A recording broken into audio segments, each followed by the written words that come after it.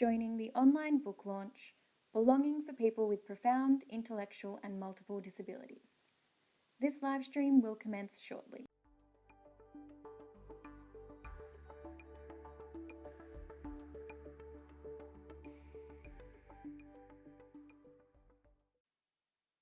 Welcome, and welcome to the online book launch, Belonging for People with Profound Intellectual and Multiple Disabilities. This event is presented by the Disability Innovation Institute at the University of New South Wales, Australia, and the Centre for Research in Inclusion, University of Southampton, UK. And I'm Leach, Scully, the Director of the DIIU and Professor of Bioethics at UNSW. I'd like to start with the Acknowledgement of Country that's customary in Australia. I'd like to acknowledge the Wangal people who are the traditional custodians of the land from which I'm speaking to you now.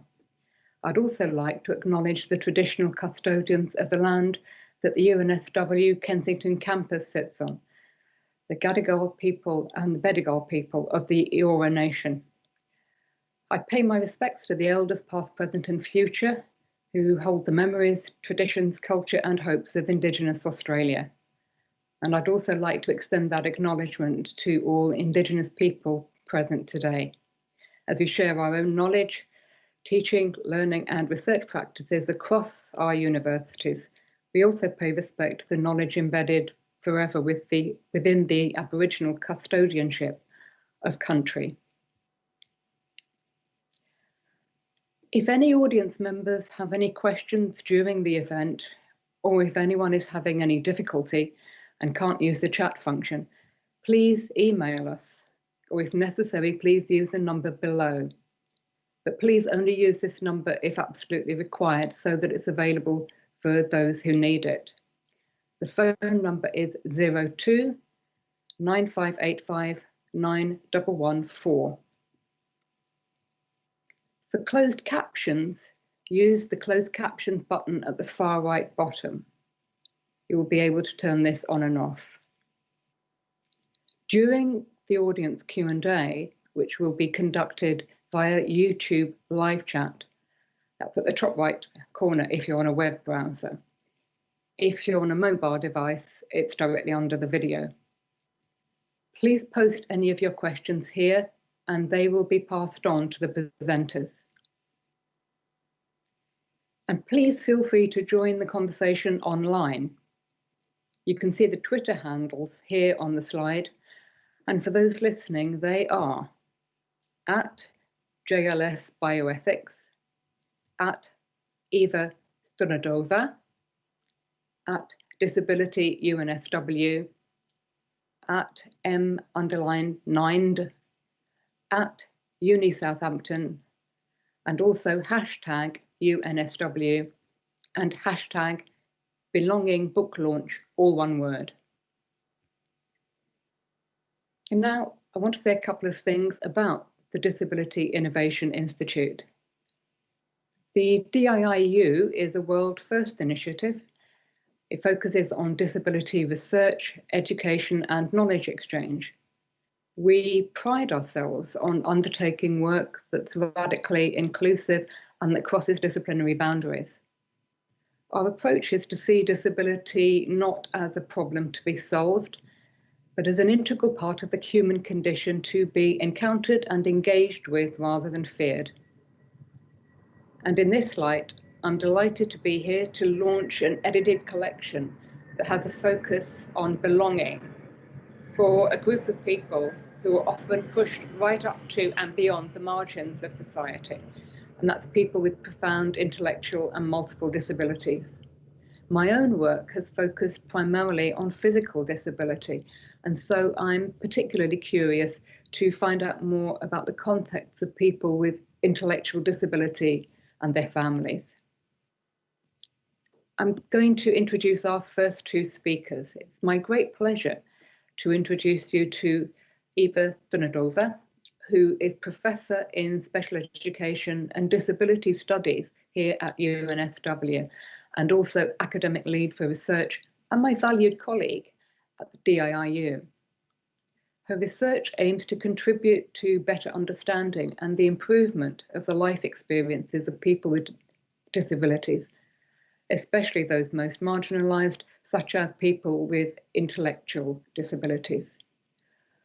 Her work combines research with advocacy, building on supporting the self-determination, including self-advocacy of people with intellectual disabilities, and it's grounded in an innovative, inclusive research approach in which people with intellectual disabilities are included in the role of researcher. She has a particular research interest in the well-being of people with developmental disabilities, intellectual disabilities and autism, and their families over the lifespan. Melanie Nind is Professor of Education at the University of Southampton, UK. She is the Director of the Centre for Research in Inclusion and Co-Director of the National Centre for Research Methods. Melanie is also editor of the British Journal of Learning Disabilities and the Bloomsbury Research Methods for Education book series. Her own books include the highly influential Access to Communication, Routledge, 1996, 2005, and What is Inclusive Research, Bloomsbury Academic, 2014. Melanie is particularly well known for her work on intensive interaction, on inclusive education and inclusive research. Her research includes a study of quality and capacity building in inclusive research with people with learning and intellectual disabilities, and most recently of how adults with learning disabilities are learning in the process of transforming social care in the context of personalisation. And now it's my great pleasure to hand over to Eva and Mel.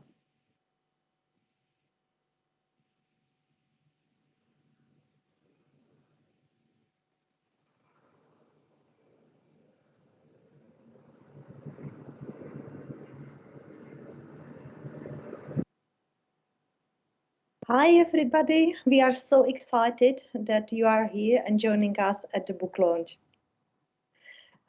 Jackie, thank you so much for the lovely introduction. Before I start to talk, I would also like to acknowledge the traditional custodians of the land that I currently reside on, which are Camaragal people. And I pay my respects to the elders past, present and future, for they hold the memories, traditions, culture and hopes of Indigenous Australia. Thank you to everybody who is joining us here for this book launch. Mel and I will tell you what the book is about, which really reflects what we set out to do and why we felt the book was needed. We try to do three key things with this book. Firstly, we aim to bring people with profound intellectual and multiple disabilities into the debates about inclusive education, inclusive research, and really leading full lives as community members. This is in recognition that these are the children and adults last in the line to be included. When others with intellectual disabilities, in UK, learning disabilities,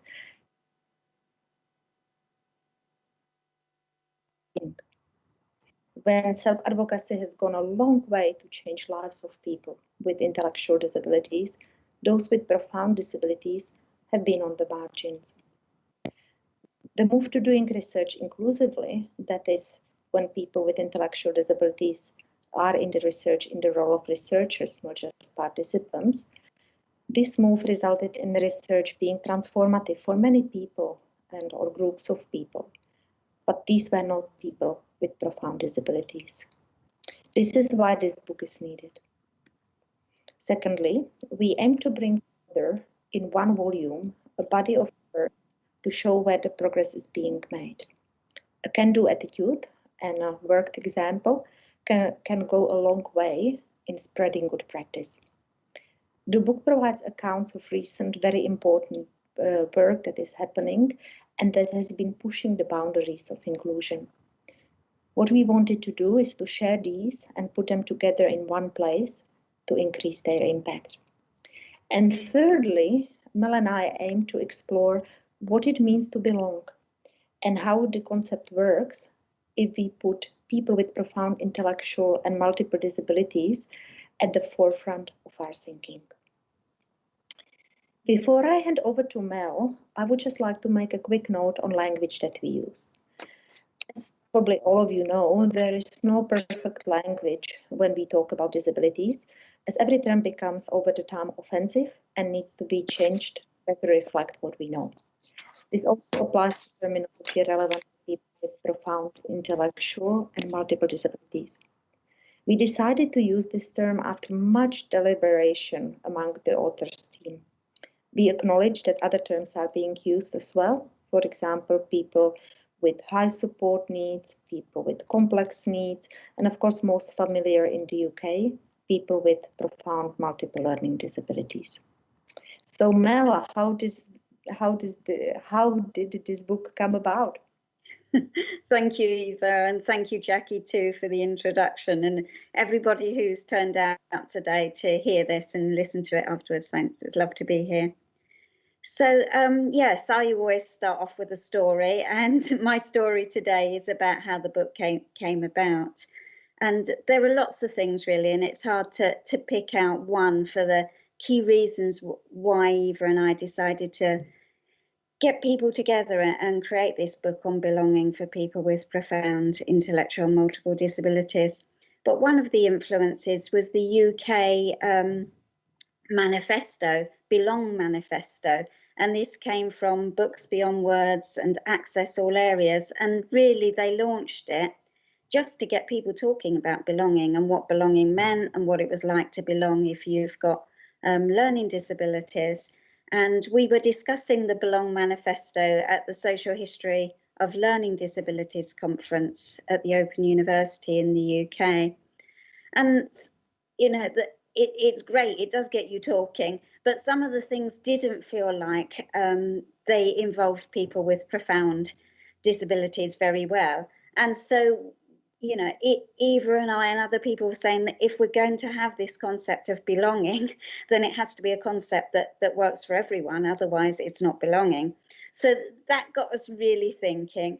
And at that same conference, Catherine de Haas and her daughter Johanna de Haas were speaking and presenting. And this conference has always been an inclusive conference, but Catherine was the mother of Johanna, and Johanna was living with profound intellectual disabilities, and they co-presented together with Catherine talking and Johanna interspersing with sounds and responses, and together they kind of told a story that neither of them could possibly have told on their own. And I think at that moment you kind of think, yes, this is belonging in this intellectual disability community. So that was influential. Eva and I have also been reading the wonderful philosophers Eva Feder-Kittay and John Vorhaus, who really make you think quite deeply about what it is to belong and what community is and connectedness is and family and all these things. And another thing that happened was that Eva came to speak at the University of Southampton to our Centre for Research and Inclusion, which was wonderful, and did a presentation on belonging. And it was very interesting that people who wouldn't normally turn out to a presentation on inclusion came to a presentation on belonging. And so it felt that, in a way, that concept was more fresh, had something to offer where maybe inclusion has got a bit sullied and tired. So those were the immediate things that led up to all of this. But of course, Eva and I have got a long kind of backstory in this work. And for me, it dates back to my early 20s, my first teaching job in a long stay hospital in the UK, where 800 people with learning disabilities were institutionalised, and I was working in the school with people who really presented with the most kind of extreme difficulties in learning, but also the most extreme life experiences as well. And that's where we began to develop intensive interaction, and that really was just a reaching out, a means of trying to combat the dehumanisation of people with learning disabilities and to socially connect. So I think the belonging work probably started a long way back before the idea of the book did. What about you, Eva? Thank you, Mel. In my case, my interest in belonging started while I was 17, and I started to work part-time in a group home for women with intellectual disabilities. It was really more a small institution that was transforming into a group home. And I had the privilege of sharing 8 years with these incredible women, and some of them had profound intellectual and multiple disabilities, and with their families. And I've seen many struggles and injustices that these women and their families had to face. And I could also see that social inclusion and belonging is yet to be the desired goal for them. So this informed really my research on belonging and people with intellectual disabilities. I would also actually like to talk about why we put belonging to the center of our book. The sense of belonging is critical to each human being. It is one of our core needs. And belonging can mean different things to different people. This has been discussed by different works of literature, be it by scholars from the area of philosophy, sociology, or disability studies. Belonging is about relationships that we have with people, but it is also about places that we feel connected to and about feeling at home in a place or with a community. And it is also about our memories and our ability to share them. In a study that I conducted with Professor Jen Walmsley and Professor Kelly Johnson, we asked people with intellectual disabilities what belonging means to them. And they told us, besides all that I have now mentioned, that essential to belonging is also the sense of being valued and having an opportunity to contribute in some way. Now, Mel, how about the gap that this book fills? Yes, it's a limited literature, isn't it, around profound and multiple learning disabilities, intellectual disabilities, because it's a small group, a small community in a way.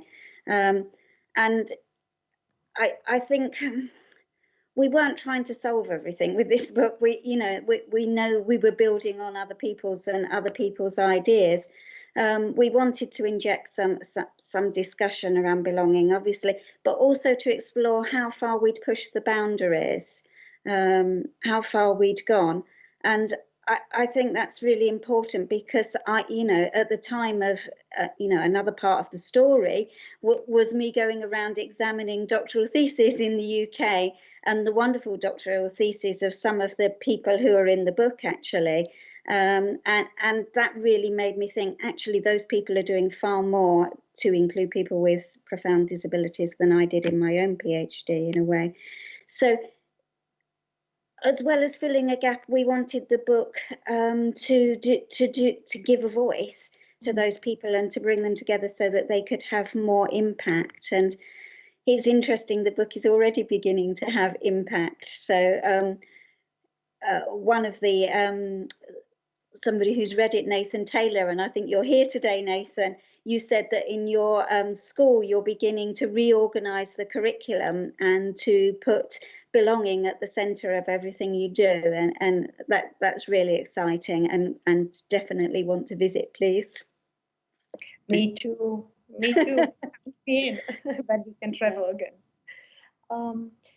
I would like to say a few words about the structure of the book. The contributions in this book are divided into 3 sections, and these look at belonging in education, belonging in research, and belonging in communities.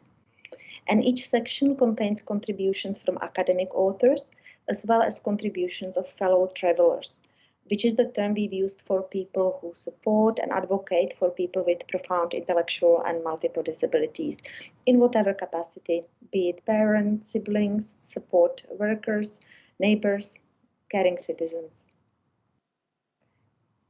Now, how about the authors? Okay, that's my job, introduce the authors, and I've got my piece of paper here to make sure I don't forget anybody. you know, first of all, we would love to have done a book launch in a physical space and all got together and drink champagne and eat cake. And obviously that was challenging with an international book, but the global pandemic has sorted that out for us. And we're doing this book launch online. And that means you can't mingle and talk to all the authors, and people, they can't talk to each other about their contributions. But nonetheless, the authors are here for the chat, and 3 of them will be presenting to you in a moment. That's really great. And we've got Ben Simmons, who's done a chapter on education, talking about the education section, Melaneia Warwick, talking about the research section and her chapter, and Catherine Haas, talking about belonging in the community. And those were you know, they're representing our 3 sections, but we've got other wonderful contributors. Michael Arthur Kelly, bringing in Australia again, but with his colleagues, B. May and others in Europe. We have Jill Goodwin, who was one of the wonderful PhDs I examined, her work on art installation as a way of promoting kind of being in the moment. Debbie Watson, her work on play, Noel McCormack, Sheridan Forster, Liz Tilley, Sue Ledger. So really important authors to this book. But what they do together in their chapters is illustrate belonging in all different dimensions, not just education, research and community. We've got here talking about belonging in play, history, art, everyday life primarily, belonging with others, belonging as part of communities and groups. But other authors that have shorter sections in the book, but really important sections in the book are the family members. So Shoshana Dreyfus, Eurovina and Claire Palmer, who wrote with Jan Walmsley. These were really important contributions because they weren't necessarily writing about pushing the boundaries in an academic sense. They were talking about the lived reality of belonging, and often, I have to say, not belonging for them and their family members. And they provide an important kind of balance and reality check in the book in terms of we haven't completely got there in terms of belonging for this book. So although we have this historical context of not belonging, these wonderful authors help us to talk through how far we've got. So now it's time to hand over to some of those authors. So we've got the presentations from Ben Simmons, Melaneia Warwick and Catherine Haas.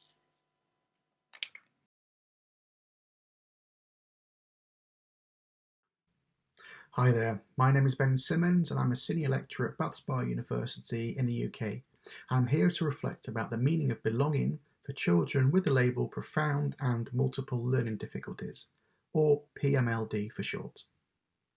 Now, PMLD is a term we use in the UK, particularly in our education system, but our Australian colleagues may be more familiar with the term Profound Intellectual and Multiple Disabilities. Over the last 30 years, researchers have published lots of books and papers about the best way of educating children with PMLD. However, there is a noticeable lack of discussion about the meaning of belonging. Rather than wrestling with theories of belonging, researchers have traditionally focused on designing and evaluating things like classroom interventions. A lot of the literature is developmentally normative, meaning that children have been described as failing to reach early cognitive milestones, such as the ability to communicate with intent. The research is often individualist, meaning that the problem is conceptualized at the level of the child, i.e. the child has some kind of neurological impairment which requires an intervention to improve so-called behavioural or cognitive functioning. Finally, the literature is segregationist, meaning that the research typically takes place in segregated settings, such as special schools. Now, given the dominance of this medicalised focus in educational research, it's perhaps not surprising that we've failed to develop an account of belonging. And the contributions in this new book reposition children with PMLD, not as objects of interventions and objects of research, but as experiencing subjects. In other words, children with PMLD are positioned first and foremost as people. And whilst children with PMLD may not be able to speak in the conventional sense, their life stories emerge in relation to others with whom they interact. And if we take it for granted that children with PMLD are people, then the meaning of belonging becomes relational and it becomes experiential. It begins with lived experience and being with others. In philosophy, there's a concept called being in the world which strongly resonates with accounts of belonging. Being in the world implies that human beings are always social, that they're born into a world of language, of history, of culture, of art and music, and essentially of human relations. And while some have claimed that children with PMLD may never develop formal communication, the concept of being in the world implies that the interactions between children with PMLD and others will be influenced by the cultural and subcultural context that we're born into. Therefore, rather than assuming that children lack social awareness or that there is one correct way of interacting with children, i.e. a normative developmental model, perhaps we need to think about how belonging is culturally relative, meaning that different groups will have their own traditions, rituals, objects, meanings, modes of communication, forms of play, etc., etc. And this means that belonging is not something that can be prescribed, but has to be understood in terms of culturally situated relationships and experiences. In concrete terms, this may be that different groups of friends play with children with PMLD in different ways. And what's most important here is the experience of self and other that this interaction brings. Furthermore, the theories of belonging presented in the education section of this book move us beyond the individualism of traditional educational research, and they draw our attention to the collective. The chapters point towards shared agency, shared meanings, shared experiences, shared forms of personhood, and shared voice.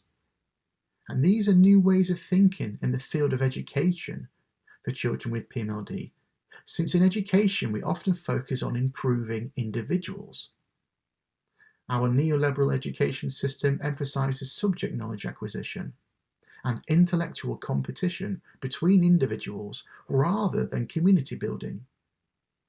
And where this is the case, the education of children with PMLD seems to be an afterthought. Finally, I think the chapters make clear that belonging is not simply about geographical space.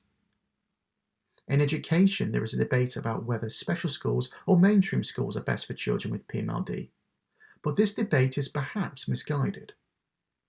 In Shoshana Dreyfus's chapter, she describes how her son Bodhi loved going to his special school and was loved by the school community. In my own chapter, I describe how two children with PMLD, Harry and Emma, were befriended by children in a mainstream school. Bodhi, Harry and Emma's stories tell us something very important, i.e. that the experience of belonging can cut across mainstream and specialist contexts. And this suggests that rather than arguing about which physical space is appropriate for children with PMLD, we should be focusing our attention on the conditions that lead to a sense of belonging. Bea Mays and her colleagues suggest a way forward here with their theory of knowingness, which involves developing intuitive insights about children with PMLD through familiarity and reflexivity. Similarly, Jill Goodwin describes her art installation, The Golden Tent, and how this created novel ways of knowing and being with children with PMLD. What each of these chapters do is draw our attention to the dynamic and emerging theories of belonging, and I hope that the book will provide new and exciting directions for research and practice in the PMLD field. Thank you.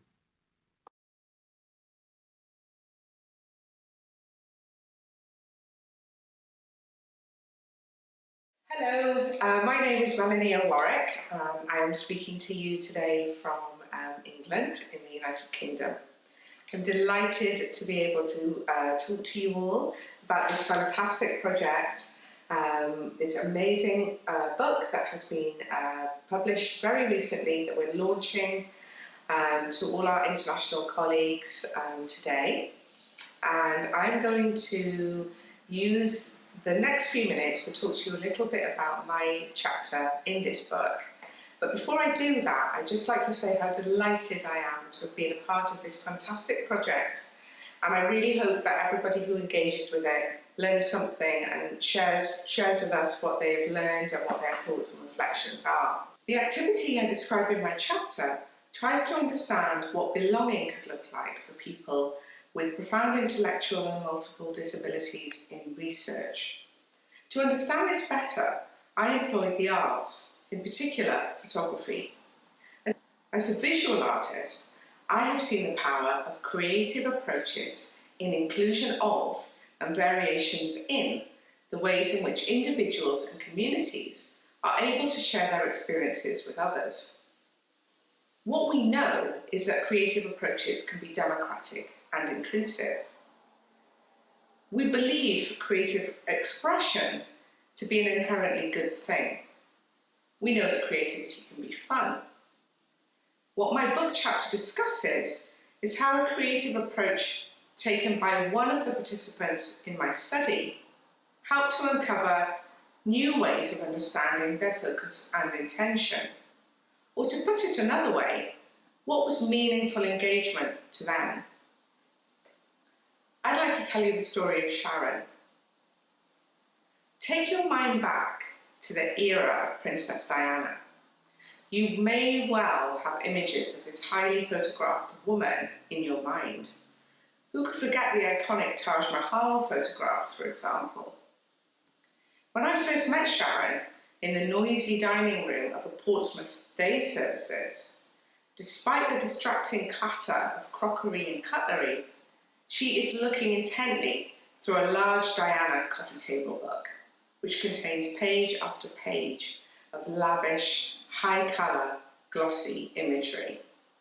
Occasionally, Sharon will point at a photograph and say, "Diana," and "book," with what I took to be tangible excitement. As I begin to conduct my research, staff tell me that Sharon should be discouraged from accessing the Diana book because at 50 years old, it is too young for her. And anyway, she's too focused on it. She needs to do something else. I learn that despite being invited to undertake other activities, Sharon always returned to Diana. The issue was that my research wasn't about what others might think of Sharon's preferred activities. It was about what constituted meaningful engagement to Sharon. It was important that I try to understand what it was about the book that interested her. In visual arts, we look for, among other things, symmetry and abstraction, pattern and repetition. I wondered if there was a way of observing pattern or repetition in Sharon's interaction with the Diana book, and if so, how I might notice this without disturbing her. Sharon did not like a lot of people around her. She became shy, looking away and stopping her enthusiastic articulations. It seemed that an unobtrusive camera might be the best way to record interactions, and so we introduced Sharon to a GoPro that could be worn on a comfortable harness.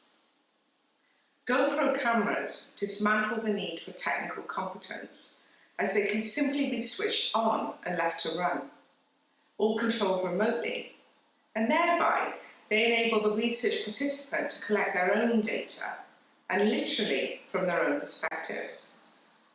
Over a period of 13 weeks, Sharon did just that. It was clear that Sharon was choosing to point at particular book images, and that the images therein had particular features. The images she was choosing had a characteristic palette of red, black and white, and were all close-ups of Diana's face, or collages of her. This led to us understanding Sharon's activity as one beyond simply reading. Sharon was selecting and commenting on source material, and in this, establishing a pattern of preference, a systemic condensing, and therefore modification of the book. Seen from Sharon's perspective, I recognised her interaction with the book as editing. To develop momentum in the ways in which we can creatively include people with profound intellectual and multiple disabilities in research. We should be open and ready to view, clarify and portray this participation as well as we can. In this, we are cooperating with people as their creative practices and approaches unfold in ways that we hope are meaningful to them.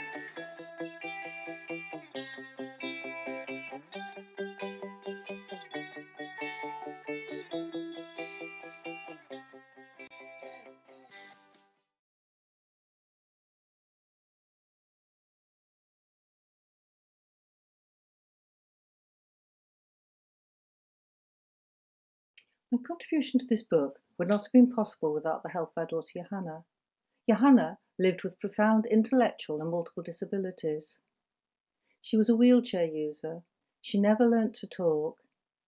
She had real difficulty seeing things and people, and she had severe epilepsy. We're learning to live with the loss of Johanna's presence. She died in April 2019. Johanna, like other people with her disabilities, had a deep and extraordinary effect upon the people who knew and loved her.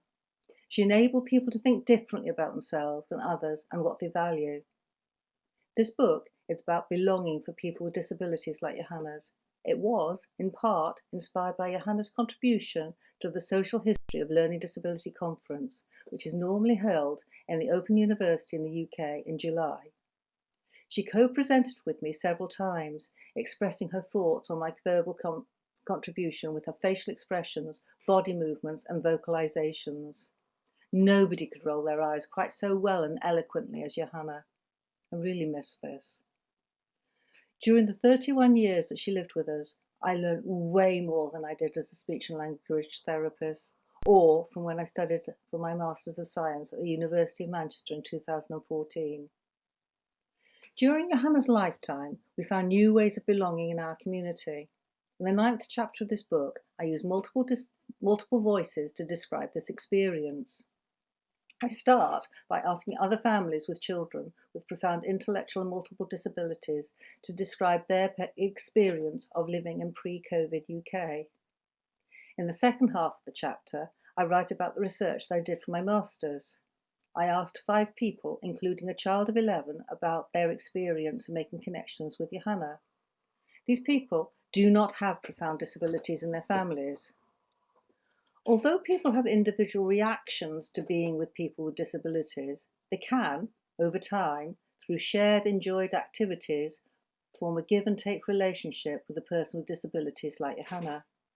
In a post-COVID world, I'd like to see a society where, with professional help, people with differences such as Johanna's are understood to be as valuable as anyone else and where they can contribute their own gifts and strengths. People like her bring good to the world through their enjoyment of life and ability to share joy through smiles and laughter and reciprocation of love and care. This enriches the people who know them. Johanna and I also contributed to the work done by Sue Ledger and Liz Tilley on Chapter 10, which is about enabling people with profound intellectual and multiple disabilities to belong in public and community archives. Neither is able to be present. However, they helped me to write this account of our work. In that chapter, we argue that being part of history is a critical aspect to belonging in society. James Baldwin, civil rights activist and social critic, understood the implications of having a past but no history. For too long, people with disabilities like Johanna's have also been missing from history. Nowhere is this more stark than the absence of stories and artefacts from people with profound intellectual and multiple disabilities and their families in our public archives. The Inclusive Archive Project, which Johanna and I contributed towards, built the case for why participation in history and heritage matters to people like her. We discussed what made such participation difficult to achieve and identified the practical, ethical and legal barriers we faced.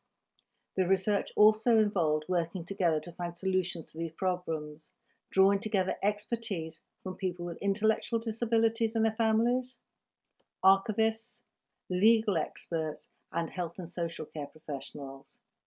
This led all of us to create a decision-making pathway to support people with profound intellectual and multiple disabilities to contribute to history. The barrister we consulted on the project argued that helping people with profound intellectual and multiple disabilities to participate in public archives and therefore to be representative in the historical record was intimately tied to the notions of altruism, concern for others in the future, and thus belonging. The pathway was trialled with Cherry, who is an artist with profound intellectual and multiple disabilities. This was done with the support of her family. Cherry had experience of sharing her artwork in public exhibitions. A growing number of people with profound intellectual and multiple disabilities are now finding ways to express themselves and share their stories through participation in arts-based and story-sharing projects. We hope our work will lead to more people like Cherry being able to deposit their stories in archives and being invited to take part in public collections and exhibitions. I've learnt so much from being involved in this book. Ivor and Mel were wonderful editors, helping me to improve the clarity of my words. The draft edition of the book arrived at the start of lockdown. I've enjoyed reading it and have added to my knowledge of ways of working with people like Johanna. Some parts have been particularly helpful. I've shared them with my friends who have children with profound intellectual and multiple disabilities. The Hanging Out programme, created by Sheridan Forster, provided reassurance and encouragement to parents who have been juggling disturbed sleep, work, bored children with profound intellectual and multiple disabilities, and the rest of family life during a global pandemic. I was pleased to read more about the Passport to Play in Debbie Watson's chapter. Johanna, her directly employed care staff, and I used the online version of the Passport to Play in her care plan. I do hope you decide to get a copy of the book and enjoy it as much as I did. There are so many nuggets of useful information and creative ideas within its pages.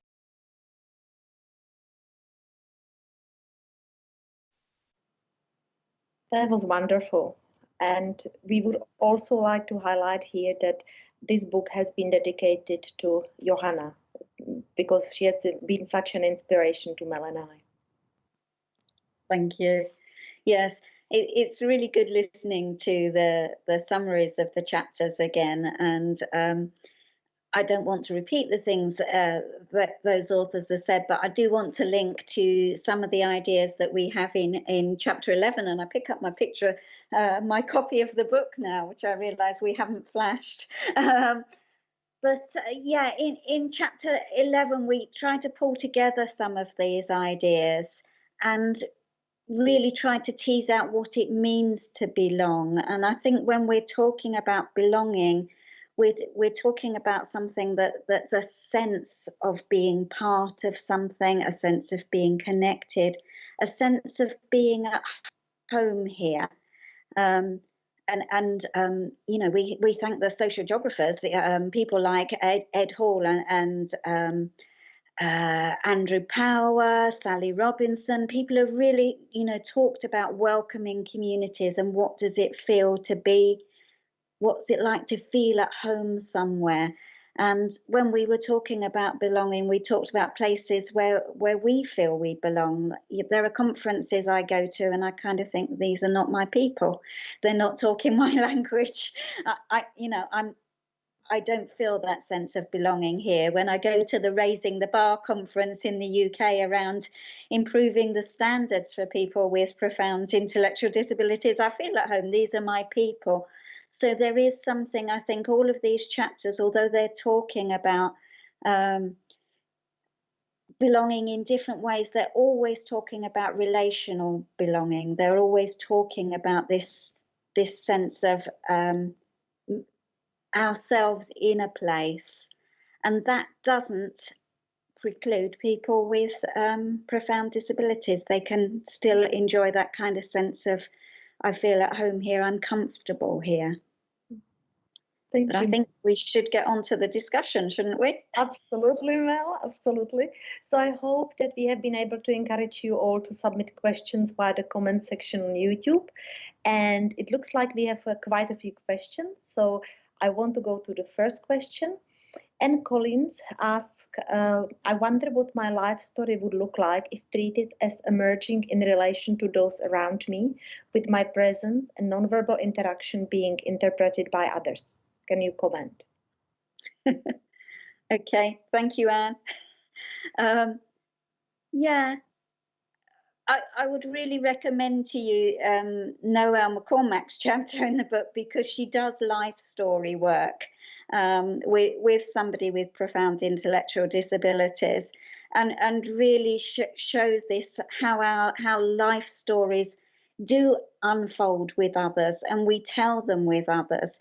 And, you know, I would just want to point out the co-productive nature of all of our life stories. We only know who we are in the world and what our place is, and how we feel about ourselves because of our relationships and interactions with other people. So, yeah, I think all of our life stories are co-produced, and I just think we haven't done very well yet up until now to really thinking about what that looks like when you have profound intellectual difficulties. But Noelle, I really do read that chapter, Anne. You'd love it. Thank you, Mel. I fully agree. We have here another question. One of the attendees here has noted that we both link belonging to being valued, and whether we can make some comment about the relationship between belonging and this sense of being valued.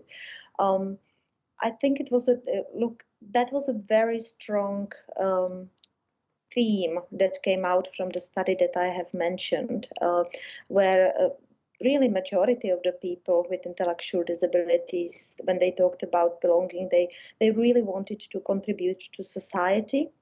They wanted to contribute to society beyond just, going to employment. They wanted to volunteer. They wanted to make a difference in the world, and due to their long-term, I would say lifelong experience of bullying that they talked about, and harassment and abuse, I don't think they had that much of sense of being valued by others, but yet they felt they can so much contribute. With some people we talked to, they had that sense of pride that because of they have intellectual disability, or in UK learning disability, they can much better be sensitive and understand to others. So I think that was the connection between the belonging and feeling valued. Can I chip in?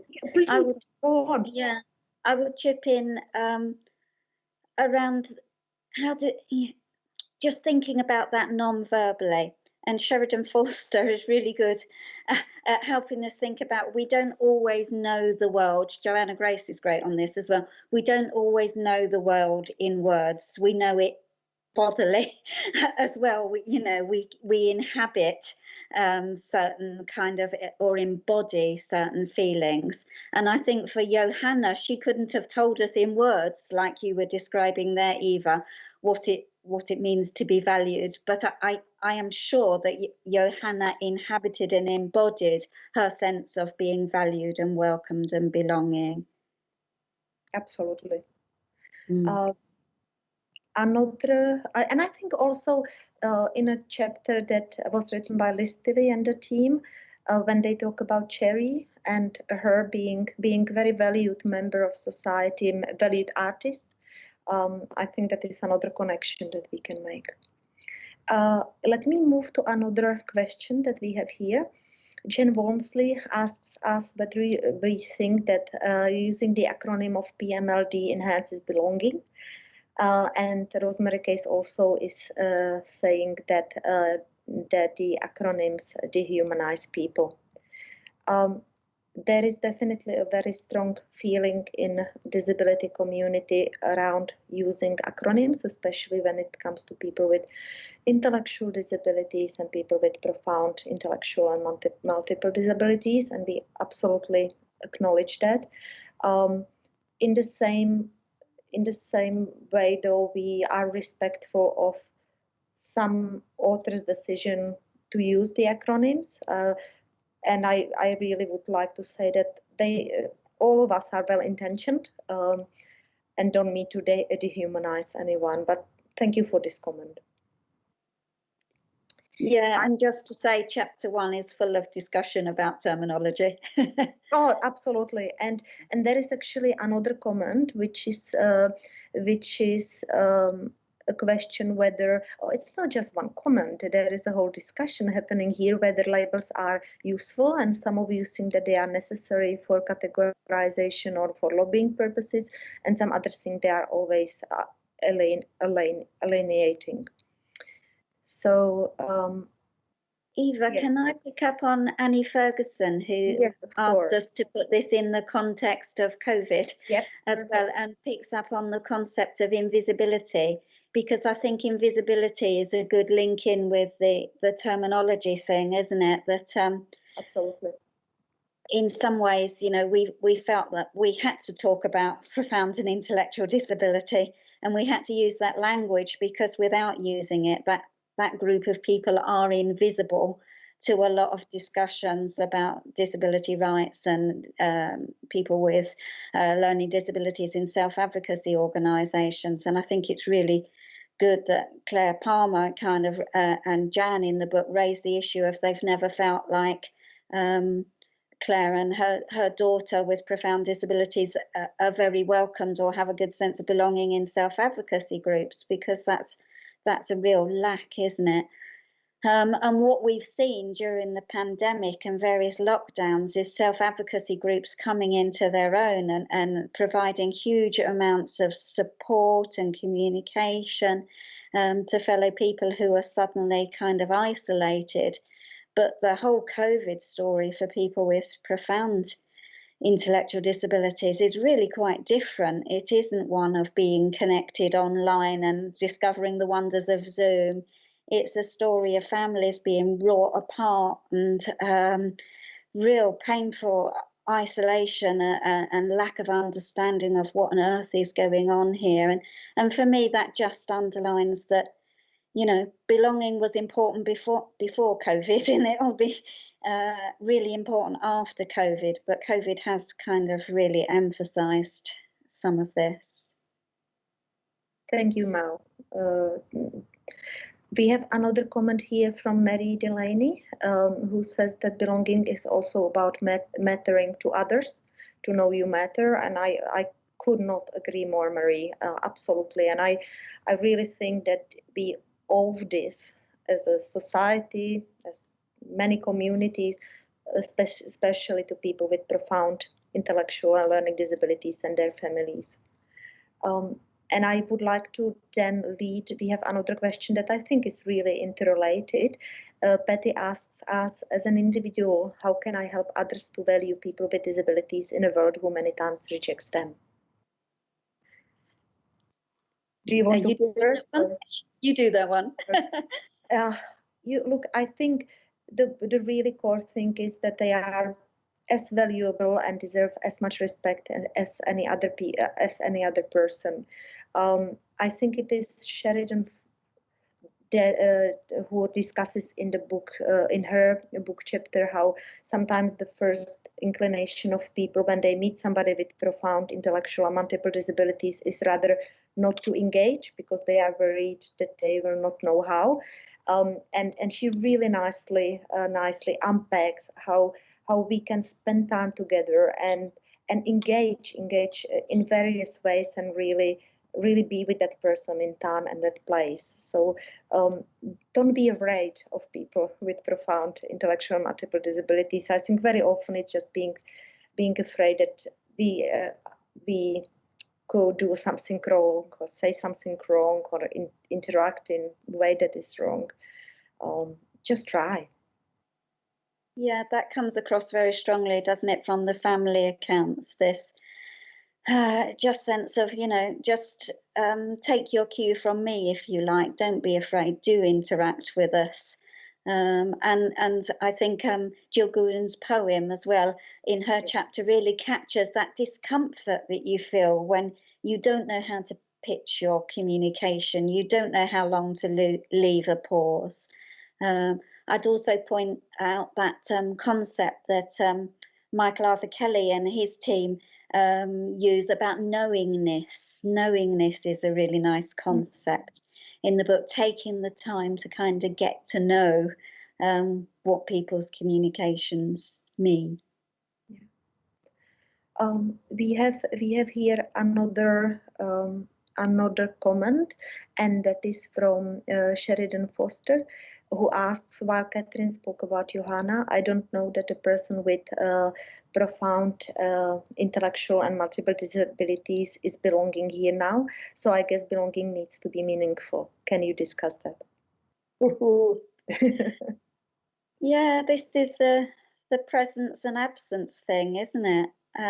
So often people are absent, and for good reason. So I wouldn't like to presume nobody's here. Perhaps people are watching with their people, family members. But yeah, belonging does need to be meaningful. But one of the nice things about the concept is that it isn't all about just what happens with inclusion is it gets binary, doesn't it? You're included, you're excluded, and then it gets into physical presence, physical absence, and you get into special school, mainstream school, and all of this. Belonging for me is a bit more nuanced, a bit more subtle. So meaningful belonging, you can't kind of just box it up in quite such a neat way. Well, there's Nathan. Sorry. Absolutely. We have a Nathan Taylor asking, how can our valuing and celebrating difference to change public policy? I'm not a policy person. Are you a policy person, Eva? Not really. Not really. Let us think about that question, Nathan, and get back to you. Okay. So I would like now we have here one more question from Jen Bosley, and then we will be wrapping up. Jen Walmsley, who is one of the contributors to the book. Thank you, Jen, for engaging. She's saying, I have yet to read the book, but I'm wondering if you address the abortion of people with profound disabilities and its implications for belonging.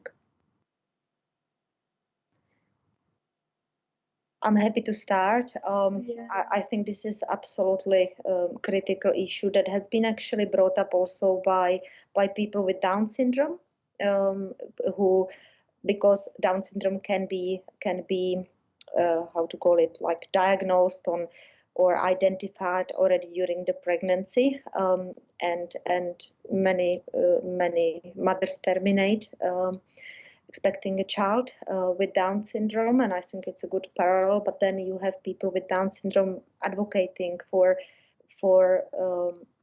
this not happening and not eliminating the population who can bring so much to the world.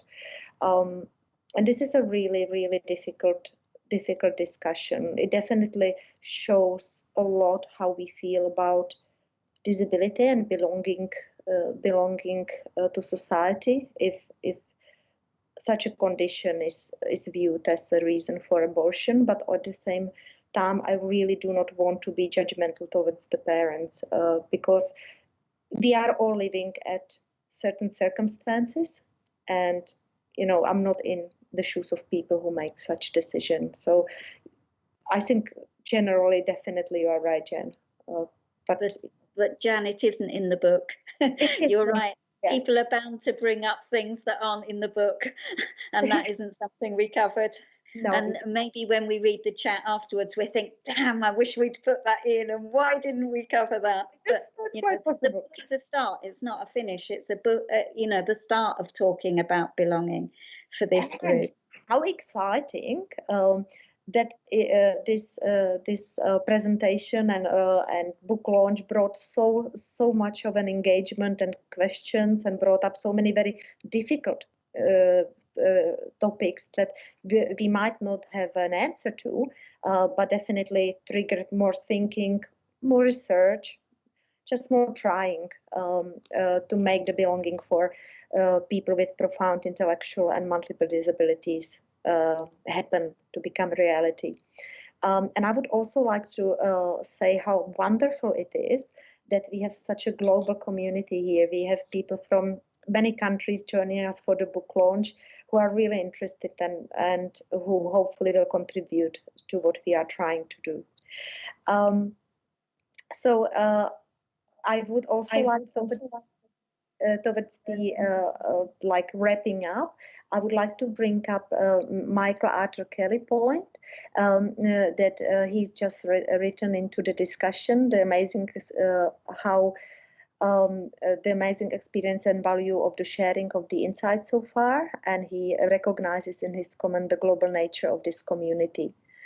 So I think that's really, really important to acknowledge. Yes, thank you. So to wrap up, I would like to thank you all for joining us at this book launch. We are super excited and happy that you have been here with us. I would also like to thank you to our Auslan interpreters, Sean Sweeney and Della Bempton. I would like to highlight that the event has been recorded, and this will be distributed to all of you who registered at Human Ethics following today in the following accessible formats. It will be a transcript, audio recording of PowerPoint, speakers, and also an interpretation. So a lot to look forward to. And to stay up to date with more events and information, please go to unsw.to/subscribe disability in one word. Thank you so much, everyone, for joining us. Thank you. And have a lovely evening. And the Brits can have their breakfast now. Absolutely enjoy it. And see you soon at similar events. Thank you.